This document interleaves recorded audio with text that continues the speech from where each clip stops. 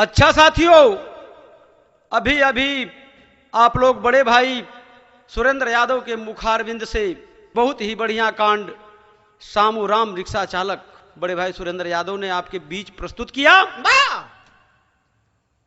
एक गीत एक कांड। हम गायक कलाकार भोलानाथ यादव आप लोगों के बीच में प्रस्तुत करने जा रहे हैं। हमें बहुत उम्मीद है, बहुत भरोसा है, बहुत विश्वास है कि हमारे इस कांड को आप लोग बेहद पसंद करेंगे। भूमिका के तहत 4 लाइन हमारे कवि डॉक्टर भैयालाल यादव जी का संकेत है, नसीहत है, कहना है। क्या है?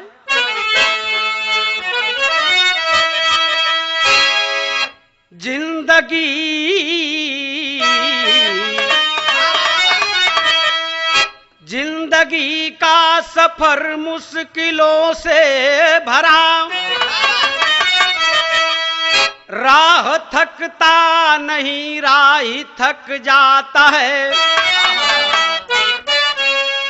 टिक न सकते कदम सूल से सूल पर, मंजिले मन मुरादों से हट जाता है। चूर जीवन की होती सभी कल्पना, अश्क में सारे अरमान बह जाते हैं। खाके गोता मुकद्दर के मझधार में, मुफलिस किनारा नहीं पाते हैं।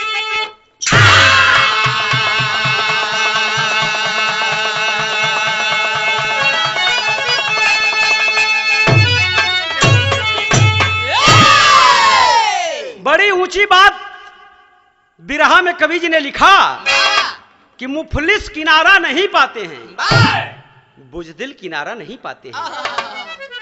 बड़ी खूबसूरत गजल का अंदाज बा संजय बाबू।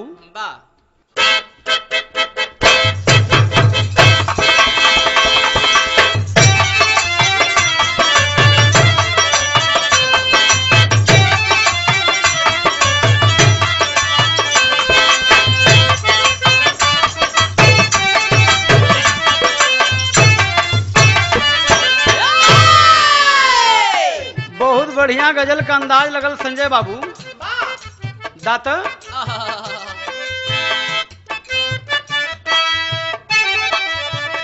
खुदा करे कि हसीनों को जवानी न मिले। खुदा करे कि हसीनों को जवानी न मिले।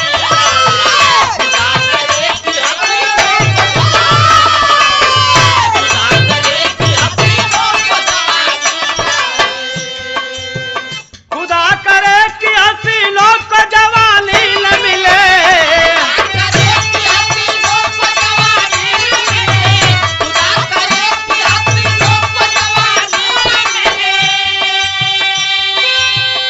अरे खुदा करे कि हसीनों को जवानी न मिले।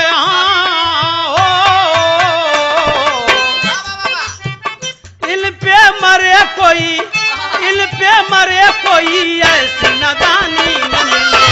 इन पे मरे कोई ऐसी जवानी न मिले। इन पे मरे कोई, इन पे मरे कोई ऐसी जवानी न मिले। यह तो हमरे गजल का अंदाज रहल। बिरहा में कवि जी बड़ी बढ़िया बात लिखलन। का लिखलन?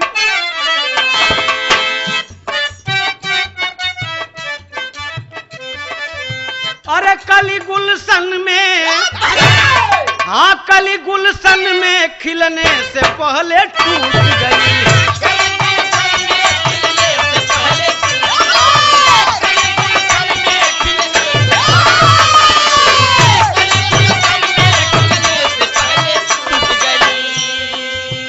कली गुलशन में खिलने से पहले टूट गई।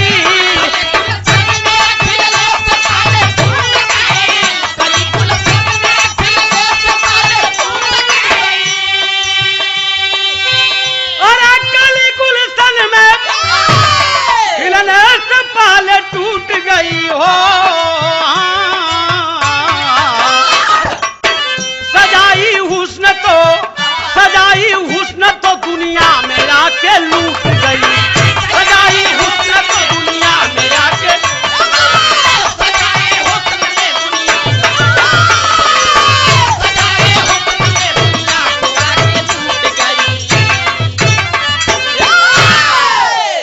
हमरे बिरहा के स्टोरी का कहानी का शुरुआत हो गई बाबू। बाबा नजम का अंदाज बा।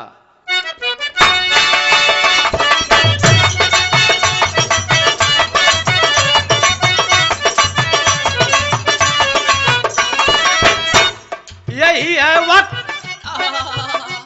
है वक्त जो इंसान को रुलाता है, कभी एक साथ में हजारों जख्म लाता है।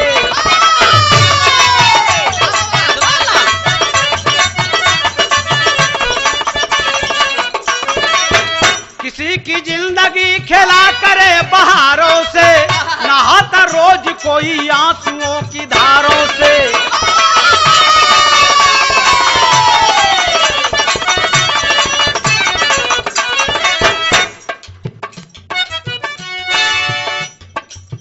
प्रांत उत्तर प्रदेश खास जिला बांदा से, प्रांत उत्तर प्रदेश खास जिला बांदा से, बिलखती व्याथा मिली भीमपुर नेवादा से।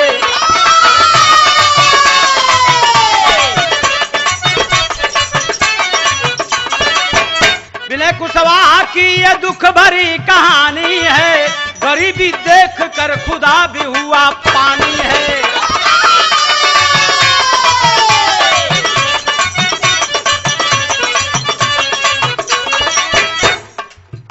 कमला देवी से जीवन की बागडोर जुड़ी, कमला देवी से जीवन की बागडोर जुड़ी, फुलझड़ी खुशियों के जीवन में पहली बार उड़ी।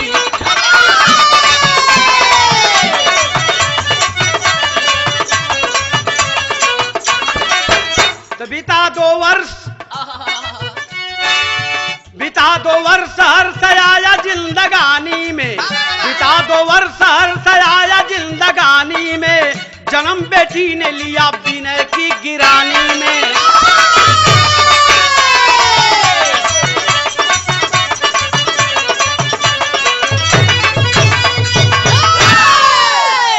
ए बाबूजी, बांदा जिला का रह वाला विनय कुशवाहा, जेकर साया बचपने में माई बाप से छूट गल, अनाथ हो गल लड़का।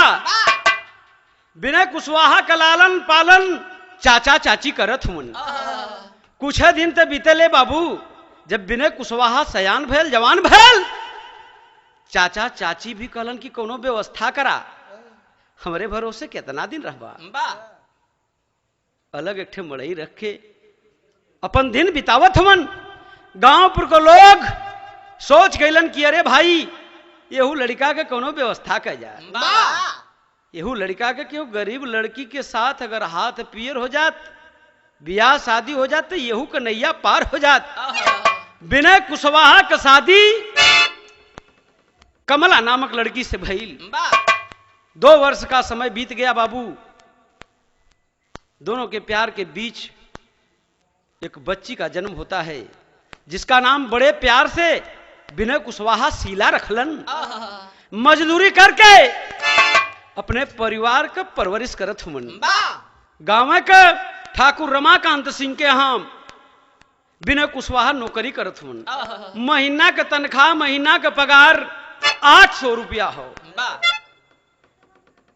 पत्नी कमला समझावत ही कि ये सैया लगत है कि अबे धरती पर हमन के पेट ना भरी।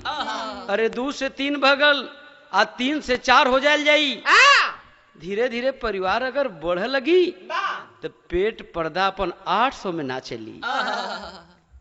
एक ठे उपाय दुल्हन कमला अपने पति विनय कुशवाहा से बतावत थी। गीत लग गई बाबू।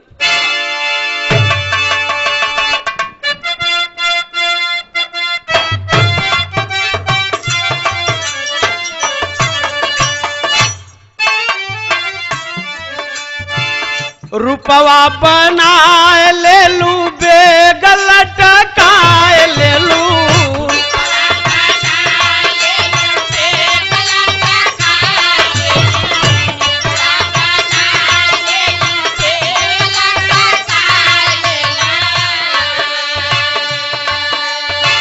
रूपवा बनाए ले लू, बेगल टकाए ले लू, चल ताड़ू रेल औरी बस में, ए गोरी कस में रहा हो।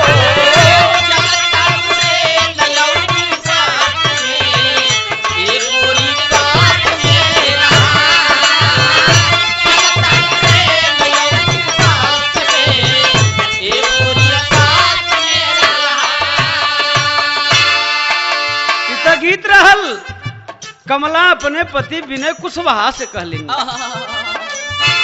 जिंदगी जवाल भइल रोटिया मोहाल भइल, जिंदगी जवाल भइल रोटिया मोहाल भइल, जिंदगी जवाल भइल रोटिया मोहाल भइल,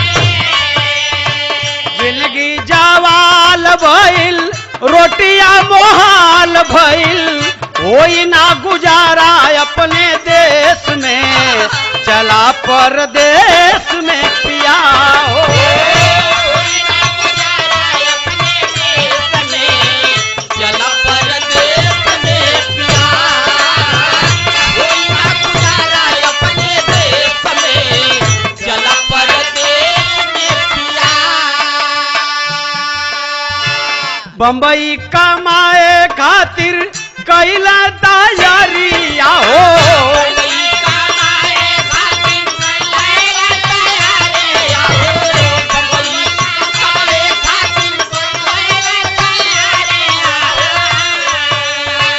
संगवा में चाल भैली बिटिया गुजारिया हो,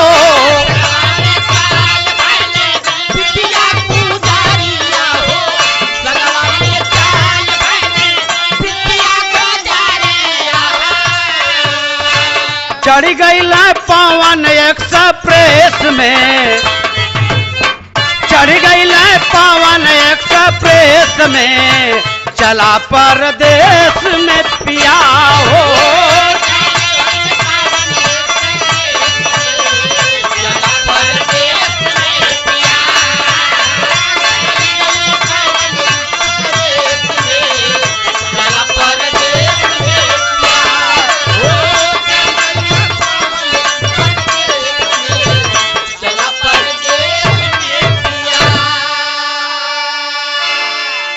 कमला कलिन किए सैया पेट ये धरती पर ना भरी, चला कोनो परदेश में चलल जा। खलन की कहाँ चली, कमला कलिन की बंबई का बड़ा नाम सुने में आवला, चला बंबई चली जा। ये बाबूजी तैयारी कर दिलन बंबई चले का, पवन एक्सप्रेस के पकड़लन जौन बनारस से कुरला जाले, अब पकड़ के ट्रेन चल दिलन। ट्रेनवा में एक ठे घटना घटल, का घटना घटल बाबू, गीत लग गई।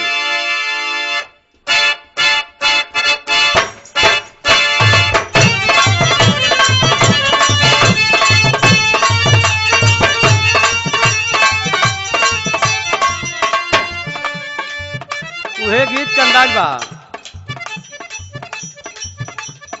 सैया जुल्मी के ससुरा घर जाई रे जाई,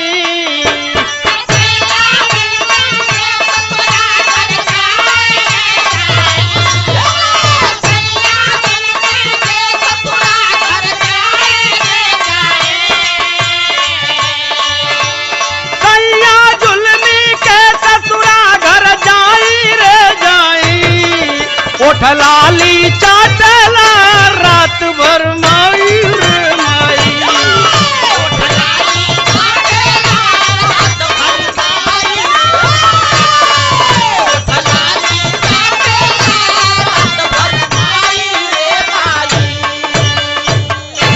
बिरहा में भाव बा, का भाव बा माबू, अरे विधि के आगे चली नहीं चतुराई रे भाई,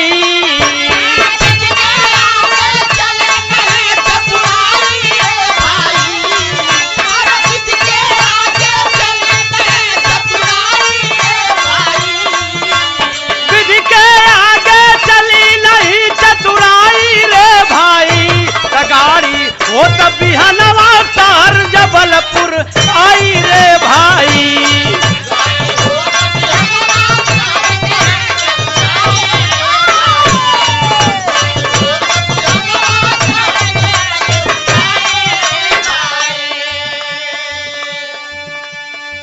पवन गाड़ी जबलपुर स्टेशन पर पहुंचती है बाबू। स्टेशन से विनय कुशवाहा पानी का डब्बा लिया, नीचे उतर गया।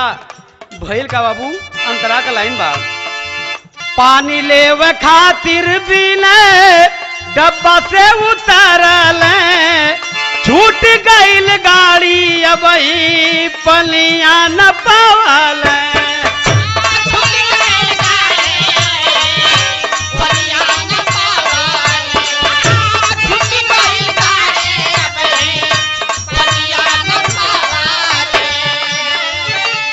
विधि के दुख पे गईली, दुख के सामत आई रे भाई।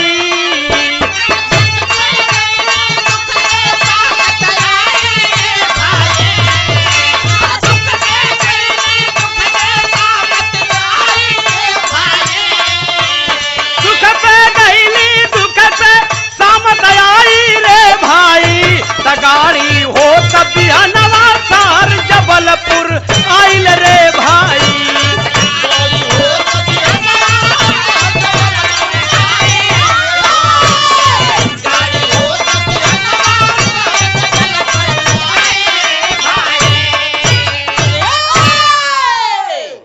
जबलपुर स्टेशन पर विनय कुशवाहा पानी लेवे तो गईलन, लेकिन है संजोग देखा पानी भर ना पौलन विनय कुशवाहा। अब पवन गाड़ी हारन दे के स्टेशन छोड़ दिलस। लाख कोशिश कैला के बाद भी ट्रेन ना पकड़ पौलन। स्टेशन पर रोव लगलन, साथ छूट गल धर्म पत्नी का बिटिया का। विनय कुशवाहा पागलों की भांति बाबूजी जबलपुर स्टेशन के प्लेटफार्म पर रो रहा है। हर मतारी बिटिया कुर्ला स्टेशन पर उतर करके बाहर की ओर जा रही हैं। इतने में धीरे धीरे कुछ समय बीतल। रोड पकड़ के कमला बेटी शीला का हाथ पकड़ के अंगुली पकड़ के जाती, रोवत ही मजबूर हैं, लाचार हैं। कुछ लोग देखलन, गरीब लोग अक्सर गरीब लोगन के मिलबे करलन। देखलन कि परेशान है औरत, इसके पास एक छोटी बच्ची है। आवाज दी, कहां जा रही हो, कौन हो? रो रो करके पूरी हकीकत को, पूरी कहानी को कमला बताती है बाबू। अब वो पेशे से कारलन लोग, कचरा चूने वाला लोग, कचरा बीने वाला लोग, झोपड़ा लगाए के रोड के किनारे रहत मन बोलौलन, रे बहन इस झोपड़ी में तुम भी रहो, तुम्हारा भी गुजर बसर हो जाएगा जैसे हमारा होता है। रह गई बाबू, लेकिन धीरे धीरे बेटी शीला सयान होती हो। बिरहा में गीत लगल बाबू, काहे तराइल बाड़ू जान ले बुकाओ,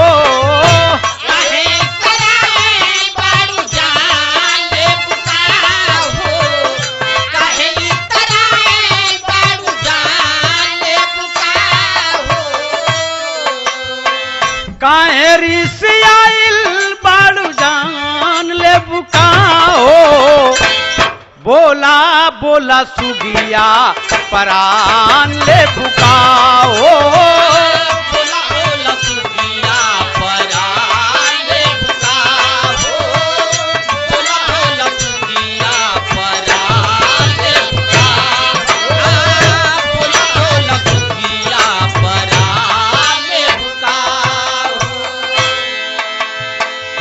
शीला बिटिलिया जवान भइल बाओ, शीला बिटिलिया जवान भइल बाओ, शीला बिटिलिया जवान भइल बाओ, शीला बिटिलिया जवान भइल बाओ, चेहरा दुई दिया के चाँद भइल बाओ, चेहरा दुई दिया के चाँद भइल बाओ, चेहरा दुई दिया के चाँद भइल बाओ। कीचड़ में गुलाब का गजब सुगराई, कीचड़ में गुलाब के गजब सुगराई, कीचड़ में गुलाब के गजब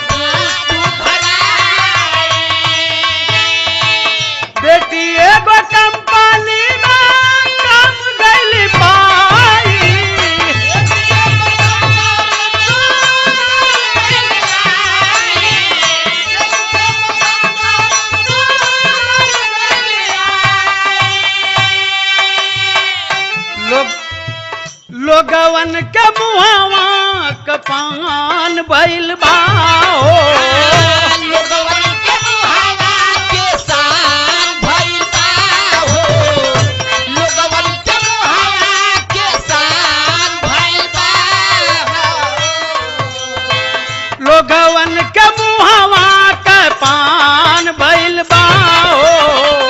चेहरा दुई दिया के चाँद भइल बा हो। चेहरा दुई दिया के चाँद भइल बा हो।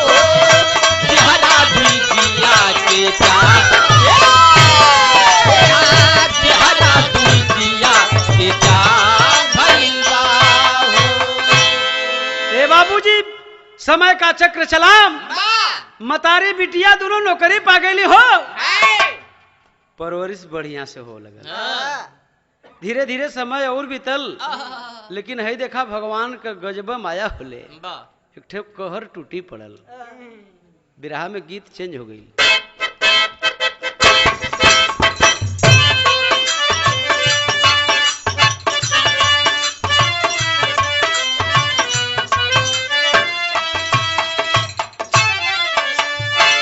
बहुत बढ़िया भाव बिरहा में, धुन से बढ़िया भाव मिली। का नाम बाप क्या खेल अजब है,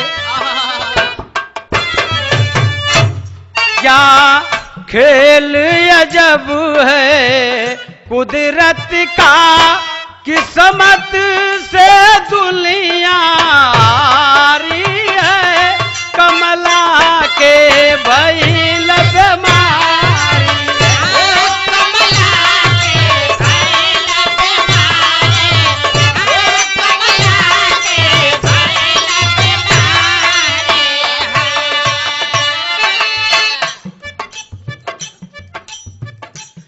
चौका बर्तन के काम छूटल,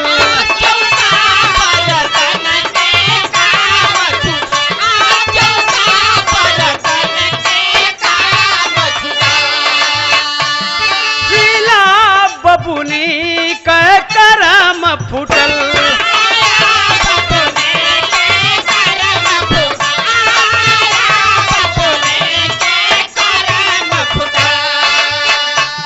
पैसा मंगली मैनेजर से,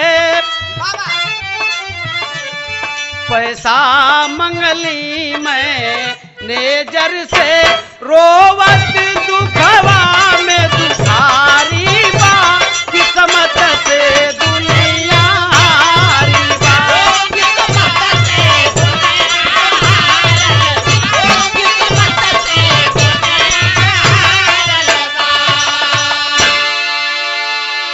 कंपनी में शीला काम पकड़ल हो, रोवत हो कि आखिर माई का तबीयत बहुत ज्यादा बिगड़ गई। इतना रुपया कहां से आई, दवाई कैसे होई। कंपनी में रोवत हो। मैनेजर पूछलस कि ये लड़की क्यों रो रही हो, क्या बात है। रो रो कर लड़की पूरी बात को बताती है। कुछ पैसा मैनेजर देहलन, मतारी के लेके हॉस्पिटल में गई। चेकअप हुआ बाबूजी, डॉक्टर ने लड़की को बताया कि यह लड़की तुम्हारी माँ के पेट में गांठ है। तो कवि जी यहाँ गीत लिखलन चला था।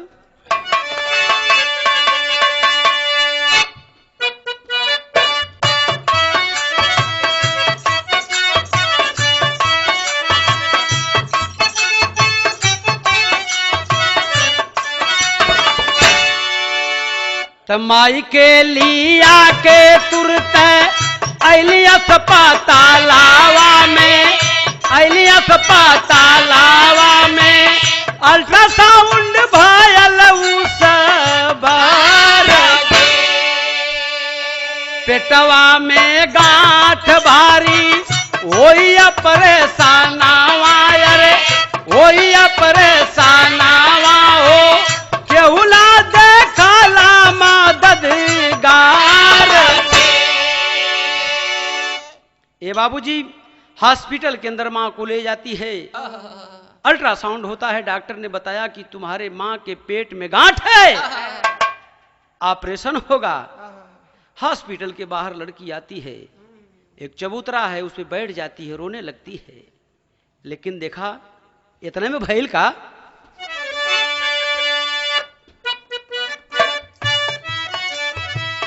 हॉस्पिटल से बाहर मिलल है दुई गो जवानावा हो, दुई गो जवानावा हो, रोई रोई कैली जा लाख रुपया दे के तुरत भर्ती कराई दियल, भर्ती कराई दियल, दुखिया पे कैला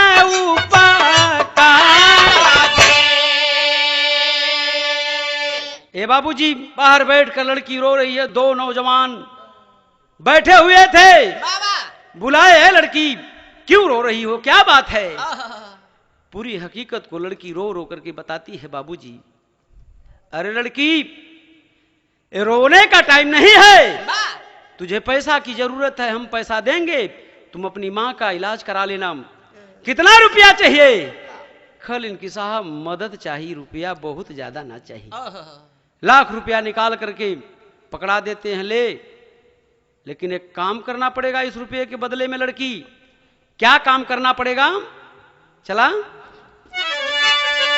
तब बन जा हीरोइन एगो फिल्म बनावा तानी, फिल्म बनावा तानी, सिला होई गईली तैयार। अरे लड़की, हम एक फिल्म बना रहे हैं, उसमें तुझे काम करना पड़ेगा। अरे बाबू, मजबूरी के मारल लड़की सिला तैयार हो गई। हाँ साहब, मैं आपकी फिल्म में जरूर काम करूंगी। ले जा करके पैसा देती है, माँ का इलाज चालू हो गया। मतारी से कहलन की माई हो, हमके कुछ दिन का टाइम चाहिए, जे रुपया देला वो साहब कोनो फिल्म बनावत हवन, वो फिल्म में हम काम करे के हो। कहलन की बेटी जा, जे उपकार कैलस तो कहत हम तो उनके फिल्म में जाके काम कर दा। तब भयल का दोनों नौजवान गाड़ी में बैठा लिए लड़की को, ले गए एक बंद कोठरी में बंद करके। वो गद्दार करता क्या है? चला तय बलारो वैली पापी, इज्जत लूटी लिहल बाबू, इज्जत लूटी लिहल हो, सुनल लो पपिया गोहार। ए बाबूजी, लड़की की आबरू को गद्दार लूट लिया। धीरे धीरे समय व्यतीत भल, मतारी हॉस्पिटल के अंदर रोवत ही कि आखिर हमार बेटी, हमार लड़की, हमार बिटिया शीला गईल कहां? रोवत ही परेशान हैं। यहां विरह में गीत लग गई बाबू संजय। पिया परदेश गईल, तार लाग टोपिया में, पिया परदेश गइले, तार लागो टोपिया में, पिया परदेश गइले, तार लागो टोपिया में। थक गईली कई के इंतजार अस्पतालवा में, थक गई कई के इंतजार अस्पतालवा में, थक गई कई के इंतजार अस्पतालवा में। नर्स से पूछली बार बार अस्पतालवा में, नर्स से पूछली बार बार अस्पतालवा में, थक गईली कई के इंतजार अस्पतालवा में। थक गई कई के इंतजार अस्पतालवा में, थक गई कई के इंतजार अस्पतालवा में। नर्स से बार बार कमला पूछ रही हैं कि ऐ नर्स, ऐ बहन, ऐ सिस्टर, कहीं मेरी बेटी शीला का कोई फोन तो नहीं ना आया? अगर फोन आ जाए तो हमके जरूर बता दिया। बाबा आवे जब फोन तब माँ के बताइहा।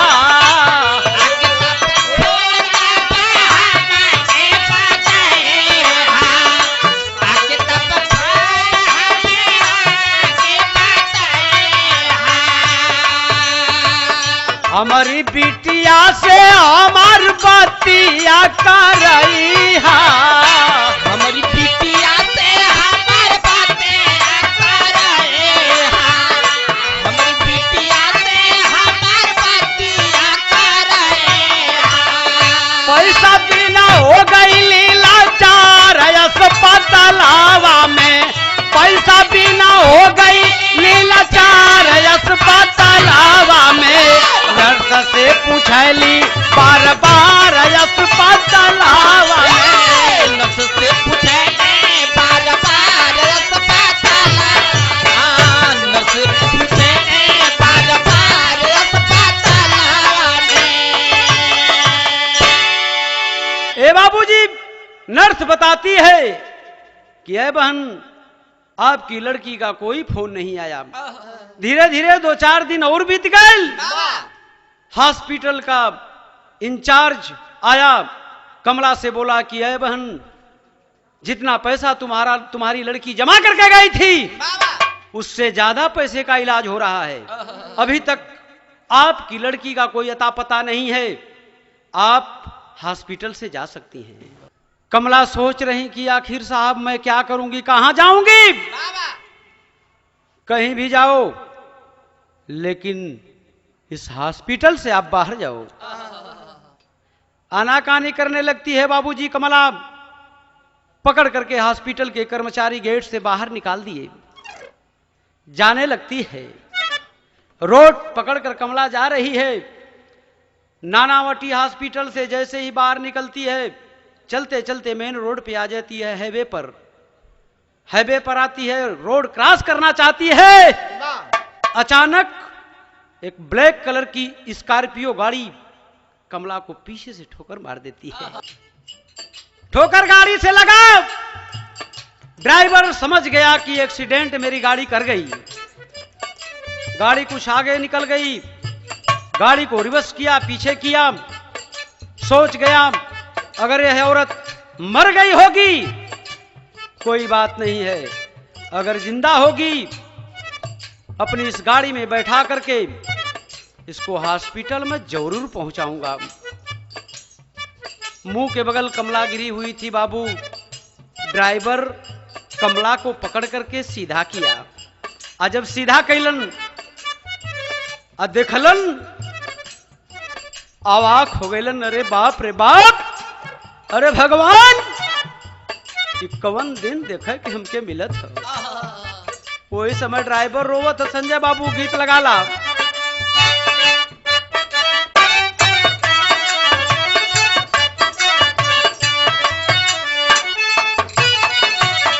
छतिया के पीट रोवे ड्राइवर या नरिया हो। छतिया के पीट रोवे ड्राइवर या नारिया हो। इका तू कैला भगवान हो। छतिया के पेट रोवे ड्राइवर या नारिया हो। इका तू कैला भगवान हो। छतिया के पेट रोवे ड्राइवर या नारिया हो। इका तू कैला भगवान हो। बरसों का बिछड़ल सा नातिया मिलावाला हो। बरसों का बिछड़ल सा नातिया मिलावाला हो। लेकिन बाला हूँ मैं लहान हो। परसों का बिछड़ा सा घाटिया मिलावाला हो। लेकिन बाला हूँ मैं लहान हो। परसों का बिछड़ा सा घाटिया मिलावाला हो। लेकिन बाला हूँ मैं लहान हो। डॉक्टर परेशान है कि अरे भगवान ये कौन दिल लखावत हुआ मालिक। अरे ये हमार धर्म पत्नी कमला है। गोद में उठा लिया ड्राइवर बाबू, गाड़ी में रख लिया, वापस अपनी गाड़ी को उसी हॉस्पिटल की ओर ले जाता है जिस हॉस्पिटल से कमला निकाली गई थी।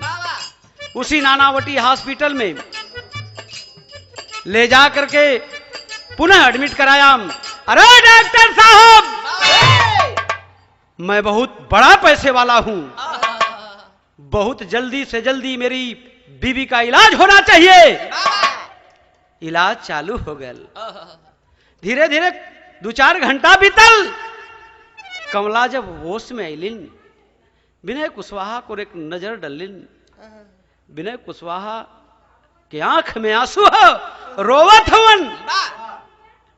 खलिन कि आप कौन हैं, मुझे इस हॉस्पिटल में कैसे लाया आपने। विनय कुशवाहा कलन की अरे पगली कमला, हमके पहचान रे। कमला हमें पहचाना तो कह नाम बांतरा में बाबू। तयखिया के खोला सुना हमारी गुजरिया,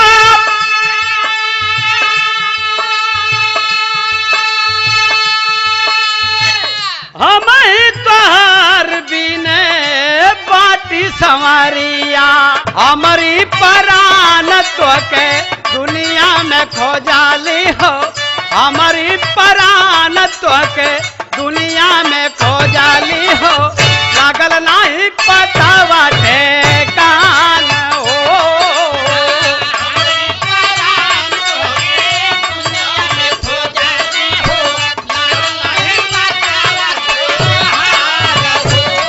अरे जिया लाल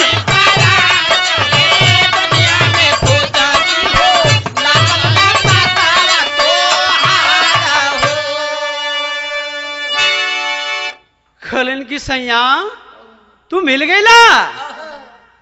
अरे बाप रे बाप, जितना कमला रो थी उसे कहीं ज्यादा विनय कुशवाहा रोवत हुन। बारे भगवान गजब तेरी लीला है। विनय कुशवाहा कलन की है कमला।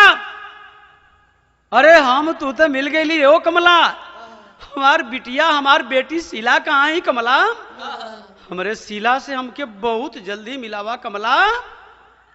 ए बाबूजी, ये बात के जब कमला सुनली कहन की सैया अपने बेटी से मिलल चाहत हुआ ना, तो सुना कमला आंख में आंसू लेकर के बाबूजी विनय कुशवाहा से यह बात कहलिन।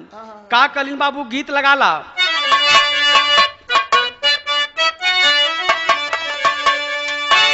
तक कर जवा कठोर कैला सजना, और वक्त कबायाधी सा जोरो करे जा वा कठोर कैला सजाना।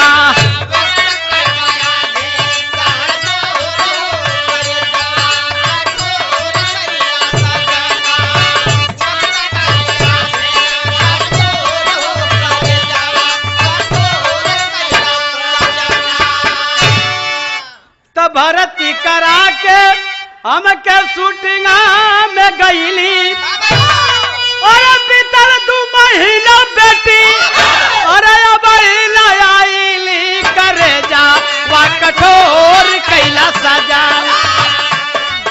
करे जा वा कठोर कैला सजाना। किस्मत के आगे कवन जोर हो, करे जा वा कठोर कैला सजाना।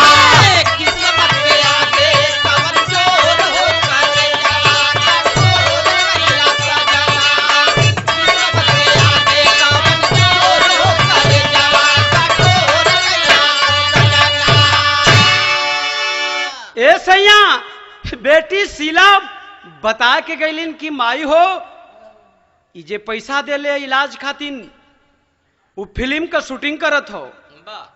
शूटिंग करे जाते ही माई बहुत जल्दी वापस होई। यह बतिया तो विनय कुशवाहा से कमला कहलिन। कहलन कि हमारी बेटी शूटिंग में गई है, बिरहा में पहपट लग गल।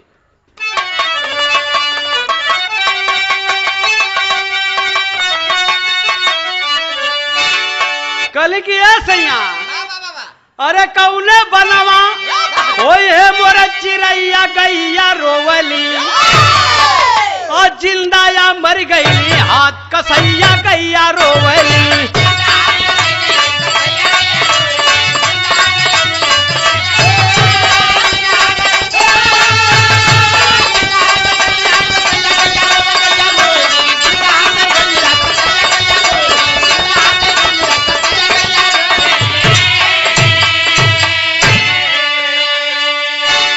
कल ये सैया येहू से बड़ा बागिन हम ओब का कहत यही का कली अरे मैं हूँ बड़ी भागिन पापी अरे कदम कदम पर रोई हूँ कैसा खेल विधाता तेरा एक पाई एक खोई हूँ अरे बनल बेदर्दी दुनिया में समैया गैया रोवली अरे बनल बेदर्दी दुनिया में समैया गैया रोवली और मिलल चांद तब डूबी गईली तरैया गैया रोवली।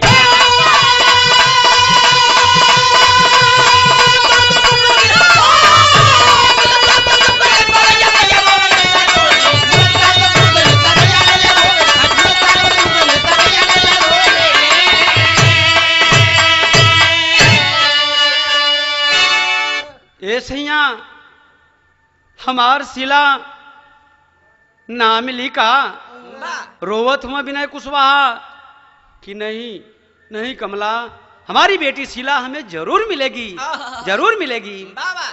बिरहा में कवि जी आल्हा लिख दिलन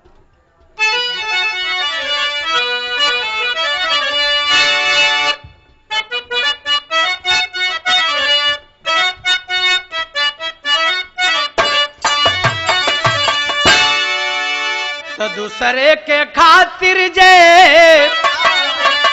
अरे दूसरे के खातिर जे अरे इनार को दवाई बाबू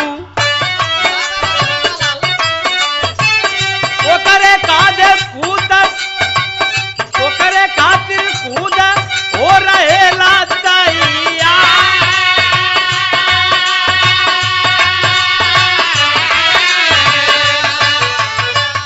गलती नसान जब कैल अपने से भैया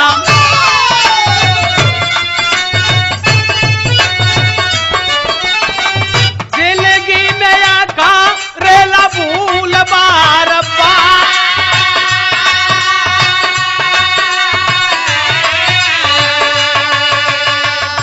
दुल्ही के बतिया पर बिना लाल सोचे बाबू फिल्म के शूटिंग में आयल बीटी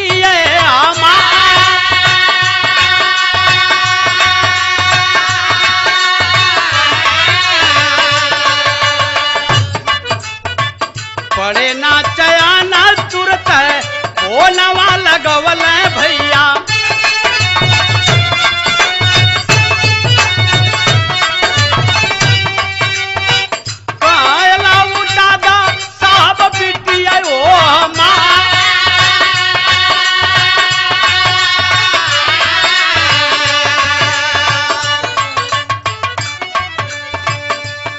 भर तोहरो नाही बोलबया सनवा साहब अपने हाथे दियाली अपर बगिया जा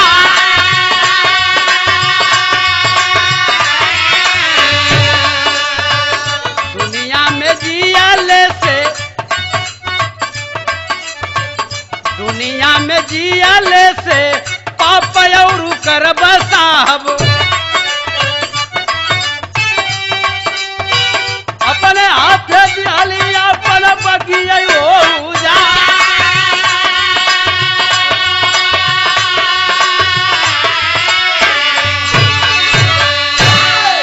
विनय कुशवाहा जब अपनी पत्नी कमला के मुंह से सारी घटना को जान गया सुन लिया ए बाबूजी तुरंत मोबाइल फोन निकाला फोन किया उस डान के बेटे को साहब जो लड़की आपके कस्टडी में है उसे बहुत जल्दी नानावटी हॉस्पिटल लेकर के आइए क्या बात है विनय? बहुत परेशान होकर फोन कर रहे हो? हाँ साहब, बहुत जल्दी आ जाइए साहब, बहुत जल्दी आ जाइए। वह डॉन का बेटा शीला नाम की लड़की को बैठाता है गाड़ी में, नानावटी हॉस्पिटल में आ जाता है।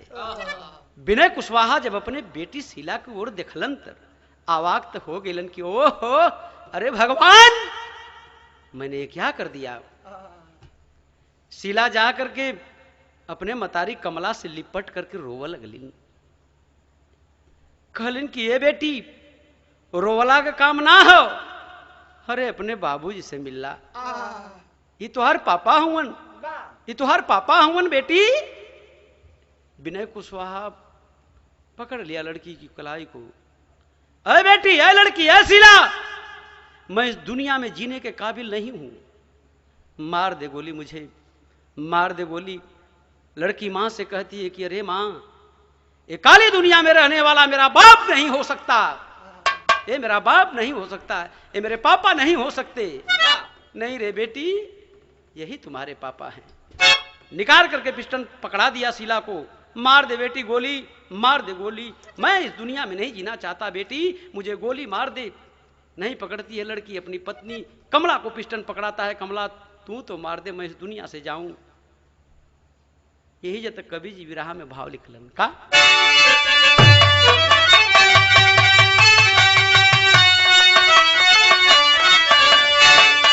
अरे पापी के अमरल नहीं पाप मरी है, और कैसे बेटी अपने हाथे अपन बाप मरी है।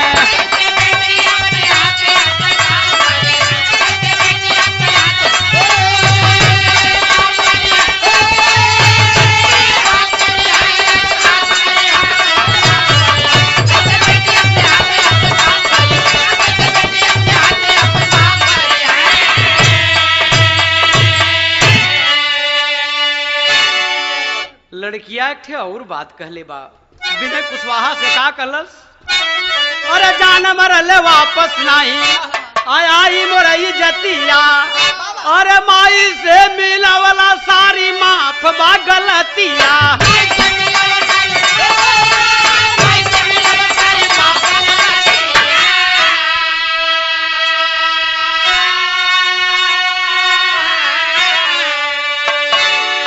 और गलत राह कराई अपने आप मरी है, तो कैसे बेटी अपने हाथे अपन बाप मरी है।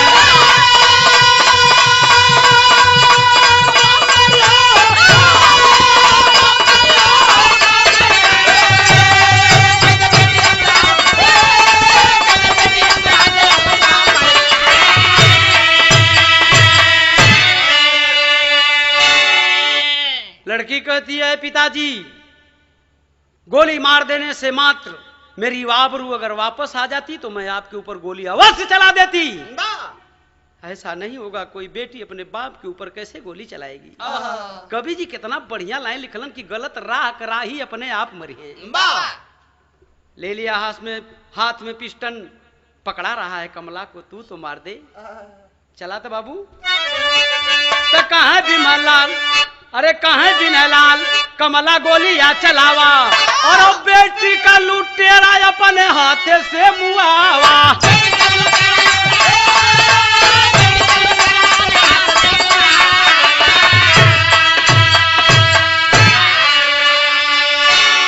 और अगर कलंकी दामन नहीं दाग लगी है, तो कैसे बेटी अपने हाथे अपन बाप मरी है।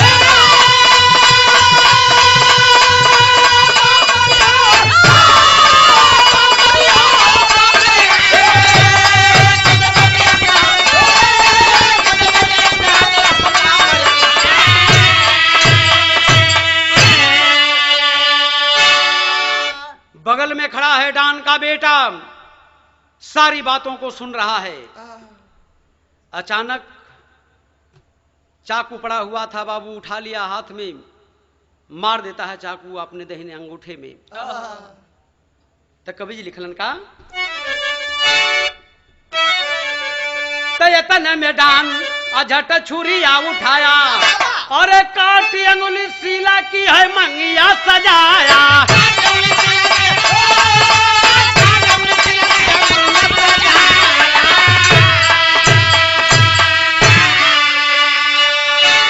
और लाठी नहीं टूटी, और लाठी नहीं टूटी, नहीं सांप मरी है, तो कैसे बेटी अपने हाथे अपन बाप मरी है।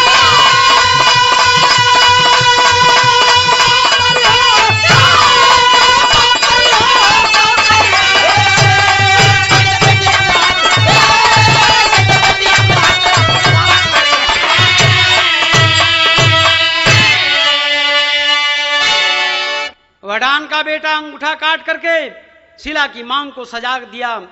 बोला, ऐ विनय कुशवाहा, इस लड़की की आबरू को मैं लूटा हूं।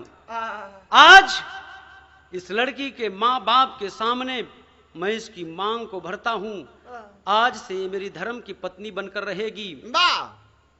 इस लड़की की आबरू को मैं लूटा, इसे अपनी धर्म पत्नी मैं बनाया। कोई एतराज नहीं है आप लोगों को, न होना चाहिए। आज से यह लड़की मेरी दुल्हन बनकर मेरे घर चलेगी। गुरु गणेश गुरु रामलाल जिधर उड़ रही कहानी, अरे स्वर्ग बसे चंद्रिका कभी गया के नैनों में पानी। तेनुरवा बिल्कुल ताजा हो गया, तेनुरवा बिल्कुल ताजा हो गया। तो भोला भैया लाल बिरहा करते गजरवा।